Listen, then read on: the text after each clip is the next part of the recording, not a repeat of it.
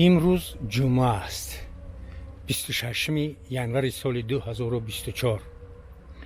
از روی حساب‌های عنعنوی محلی مردمی چیله کلان به آخر رسید و اکنون چیله خرد، یعنی از اوج زمستان تخمینا 20 روز دیگر باقی ماند و محض انا همین روز بار اول در موضع ساختمان بنیادی و کشورساز ملت‌زای تاجیکستانی عزیز برف تل و تیپه را پوشاند.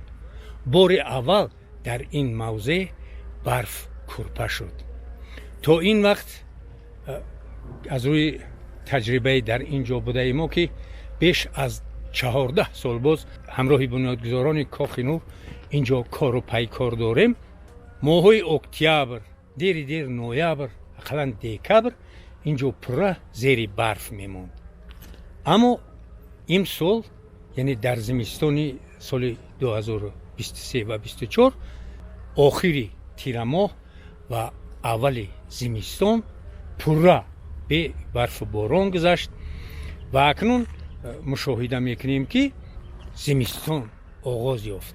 این وضع چقدر دوام میکند کسی انیق نمیداند.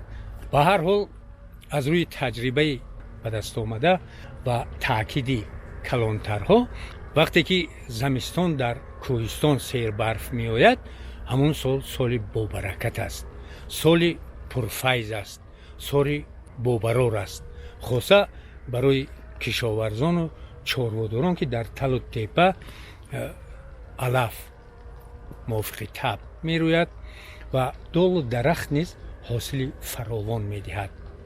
ما نیز به همین امید این لحظه اندیشه هایمان را پیشنهاد می گردانیم و تمنا می کنیم که سال 2024 سال بنیادکاری ها، سال سازندگی ها و سال پرفیض با برکت باشد، خاصه در موضع آوازه‌دار کشور، در گرد و اطراف ساختمان بنیادی و کشورساز ملت‌زای تاجیکستان، نیرگاه برق آبی راغون که برد و باش ما تقدیر سزاوار پساوندان و آبادی کشور و زندگی شایسته کل ساکنان تاجیکستان عزیز در آینده به این موضع سخت بسته می باشد.